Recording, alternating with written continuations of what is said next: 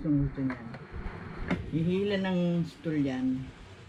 Tapos nakatuntong mo. Pinapanood ako. Lalo na yung early time na nagbubukas pa lang ako. Dumarating na yung mga big shot. Asawa ng mga coronel, mga kapitan, mga gano'n. May mga position sa krami. Mga nangbangadali. Na-tsempungan. Nakwento ko na yata yun eh. Doris, lagi mga ng bata dito rin ko. Ako patay. Aga-aga ba sa ito? Sila na silya ko yan. Tinabayan yung boss ko. Pwede ko pong hawakan. Sino to, Doris? Anak ko yan, nag-iisa. Magalang ha. Hindi basta katulad na ibang batang dadakman na naman yan. Siya nagpapaalam. Sige, ang gagawin mo? Titignan mo lang mo. Mama, anong problema nito? Pinapalagyan ni ma'am ng battery. Sandali ma'am, titignan ko kung anong kasukat ng battery. Ito battery niya, mama. Ilang taon po yun? Mag-aapat pa na. Sabi ko, titignan ko nga kung anong kasukat eh. Eh, tinuturo nga ko nga sa'yo kung ano yung ilalagay mong battery.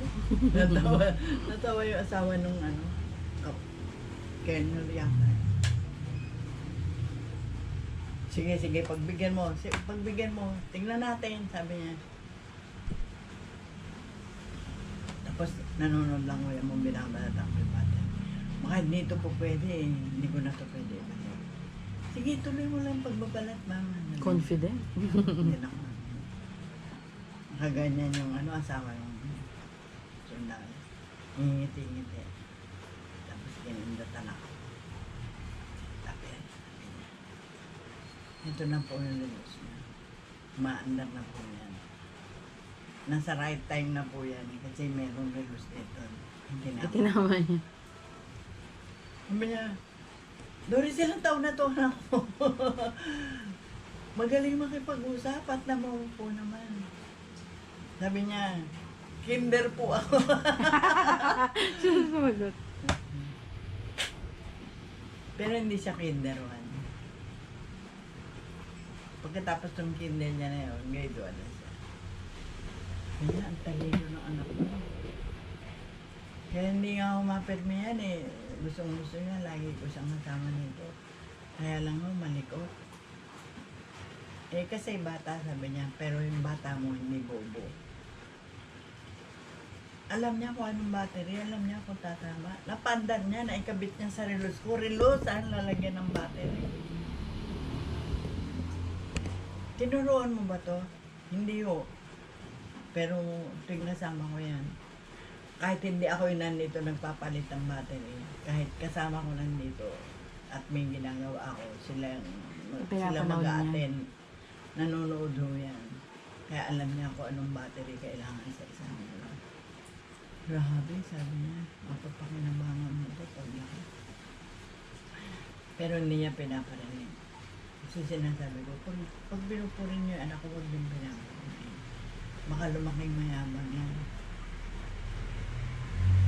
Gusto mo magbana sa iyo. Hindi mayabang. Hindi naman sa ganun. Hindi ko naman alam yung sinasabi mo. Kaya lang, kailangan pupurihin lang siya at darasay. Dapat na bagay. May tumawag sa'yo ka, ano? May tumawag dito sa sa sapo to. Ba't ako kausap mo? Ikaw tayo lang, kaya ako tumawag. Nire-report nila, hindi ka daw makita. Sino tumawag, si Kuya? Hindi, si Talin mo. Siya may telepono eh. Magpapatakbo ng bata si lola mo kala si Talin mo. Para papunta sa State. Pumunta doon, hindi doon doon. Umuwi dito yung taga-sundo ni JD. Hindi siya kasama, hindi daw makita. Tinamaan ang magulong bata na yan. Napaka nagalag. Sabi ko, alam ni Butino ng buong Rusan, labas at loob, hindi lang lumalabas. Alam niya yung pupunta labas. Hindi siya papayagan lumabas ng mga madre. security guard. Bantay doon sa pinto. Nasa loob lang yung paikot-ikot. Kaya lang, nakaka-nervous naman eh. Nagtatrabaho ka, ang laki-laki pala ng Rosan, hindi pa siya nakadating. Hinahanap nila, di ba kita? Tapos yung sinisit ako, paano nila ako makikita? Nagtatago nga ako sa kanila. Pinagtatago ako. Sinundo Kuya mo na. pagsundo ko, sisitahin ko.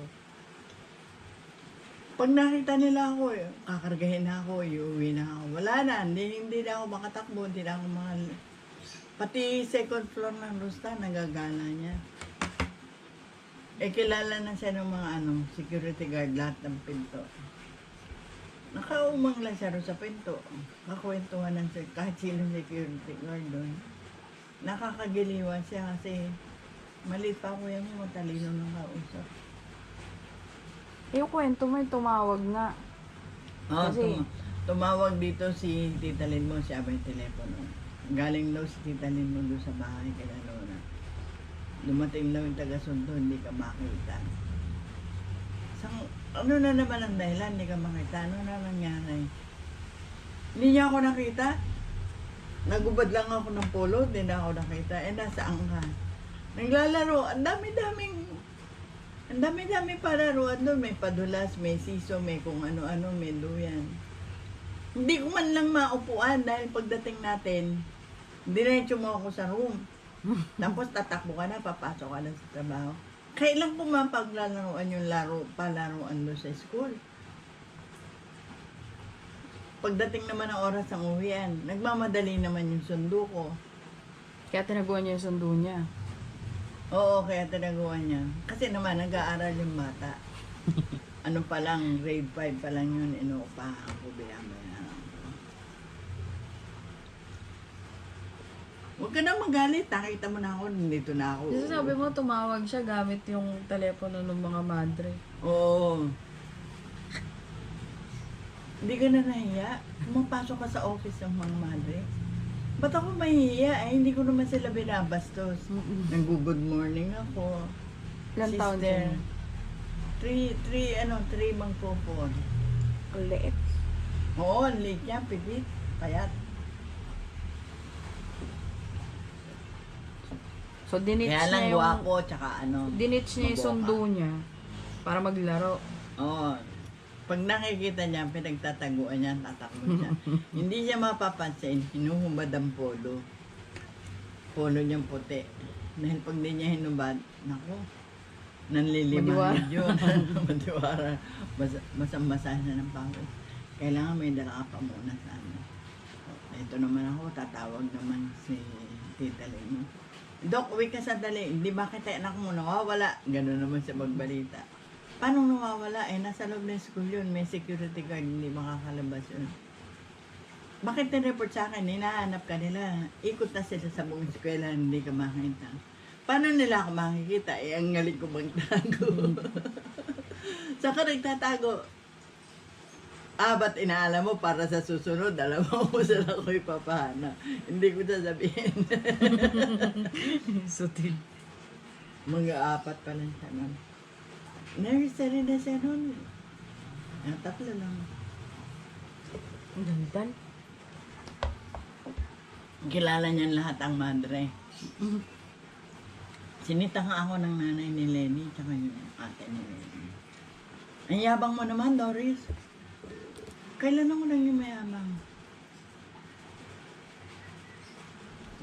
Nagkatrabaho ka lang, hindi naman malaki sweldo mo. Pinasok mo sa private school yung anak mo. Natural. Kaya ko naman, may trabaho naman ako. Hindi naman ako lang inaasahan sa bahay. Yung hindi na ibigay sa akin ng magulang ko, pipilitin ko maibigay kahit bahagya sa anak ko. Wala naman tatay yan sabi ko hindi kailangan isugat mo. Hindi, malaki ulo mo. Hindi ka tumatayo sa dapat mong kalagyan. Pang-telenovela. Ganun magsalita sa akin ng nanay ni Lenny tsaka yung ate mo. Hindi naman ako nagyayabang hanggang kaya ko lang. Pag hindi ko na kaya, ililipat ko na sa family. Kaya nga naman. Siyempre, salita ko lang yun, nagtatrabaho naman ako. Tsaka alam ni Sunny na pinag-aaral ko na sa niya. Pag alam niyang araw na may pasok, susundo ako. Hindi ako utusan. Hanap tayo ibang mga utusan niya. Mandala siyang driver. Pero pag ako inutusan niya, yung driver pa rin ang kasama ko. Natin sundo ako ng driver. Kung saan ako saan pupunta. Kung saan ko pupunta yung inuutos niya. Charlestown lang ba naglilibot si Kuya? Bihira naman ako mandestino sa Makati. Nakabiglaan yun. Kasi nyo sinabi mo na merong palaruan na ano, dinadala mo siya. Nakanita ko rin. Magkaharap lang kasi ng ano, trabaho ko. Hindi umiiyak si Kuya. Hindi umiiyak. Tatatawa na sila. O ayan na, makapamasal ka na. Nasakay mo ng lahat ng rider stand ay sa ano, Araneta Coliseum. Nasakay ko nga lahat, pinaandar nyo ba? Sino Wala kausap kahit niya? isa. Eh, yung mga barkadang kasama ko sa trabaho. Pag libre sila at wala akong bantay.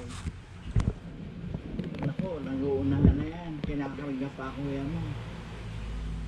Mag-4 na taon na siya, kinakarga pa yan. Ba't nagpapakarga ka pa? Hindi ako nagpapakarga, sila ako makarga sa akin. Hindi, pinagbibigyan ko. Sabi ko Ilang na sa taon bata. siya? Ano, mag-4 pa lang. Dal-dal. Kaya gusto siya ng mga ano, kasama ko sa trabaho. Hindi, matatas magsalita. Saka maraming alam. Bakit tong anak mo, lit-lit pa, bata-bata pa, ang dami na lang. Kinakausap namin ng mahusay sa bahay.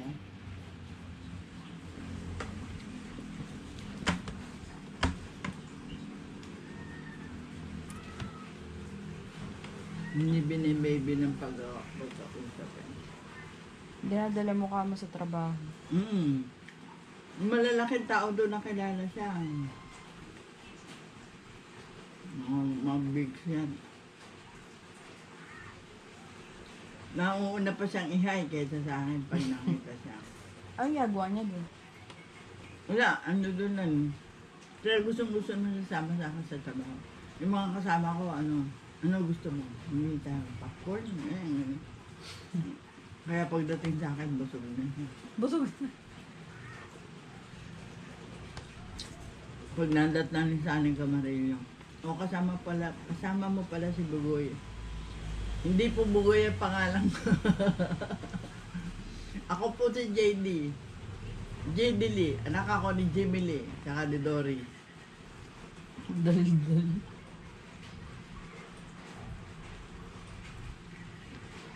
Labas ka mula doon. May kukunan ako litrato. Bakit? Nasaan ba siya? Sa tindahan. Kalahati ng tindahan. Studio yung mga kinukunan ko. Huwag mo na akong palabasin, mama. Hindi naman ako magulo eh. Hindi ako malikot. Tinitignan ko lang ang paano ka magkuha ng litrato. Pag laki ko, bibili ko ng camera ko. Magiging magaling ako photographer. Tawa ni Sani Camarillo yun. Dal-dal ni Kuya. Diyan ka lang, upo ka lang, kuminasot. Wala naman akong lilikutin eh. Nasa likod ko Hindi siya takbo ng takbo. Hindi, nasa likod ko tong aparador ng camera. Hindi ko yan lilikutin. Kasi nakasusi. Nakalako. Nakasusi. Kasi lahat ng gamitin ko pagkakuha ko nilalako. May kinakalkal ba siya doon? Wala naman. Wala. Kaya okay lang siya pag nakikita niya sa ano. Madaldal lang to anak mo pero hindi malikot ang kamay. Hindi ginagalaw ko ano. Hindi takbo ng takbo. Hindi. Pag may kukunan ako, kahit saan yung pag may minukunan mga modelo. Pasok ko na sa kwarto, uupo sa isang sulok na hindi mapapansin niya sa amin. Bago matapos yung shooting niya. Nandiyan ka pala? Okay, tabo mama. Nanggulat siya, kanina pa ako nakaupo doon. Hindi kasi gumalikot. Saka hindi ako madaldal. Pagkausap lang kita, saka ako madaldal. Saka yung mga taga ron sa labas. Hindi siya nabubore doon. Hindi. Kasi natutuwa yung mga kasama ko pag nakita ang dala ko siya. Malaki na kuya mo. Nasa between 3 to 4 years old. Kinakarga pa nila. Eh, di ba petit siya? Maliit lang naman. Napayat. Huwag nyo nang kinakarga. Malikot eh, baka mawala. Hahabol-habulin. Sinasabi niya naman, dito lang ako, tapos sasabayan ng takbo. Hanapin namin. Hindi ko na oras ng kain. Busog na ako. Ba't ka na busog? Ngayon pala tayo kakain. Ang dami kong kaibigan dito. Hindi mo siya lagi nabibitbit kasi pumapasok sa school. Pag walang pasok. Kasi may pasok pagka sila walang pasok. Nadala mo. Pag hindi ko din nadadala nung may panahon matunga ng benta. Ba't di mo dala yung anak mo? Sabi ko, di ko naman alam na matumal ngayon eh. Bumubuhos ang ulan, huwag na rin dito yung bata.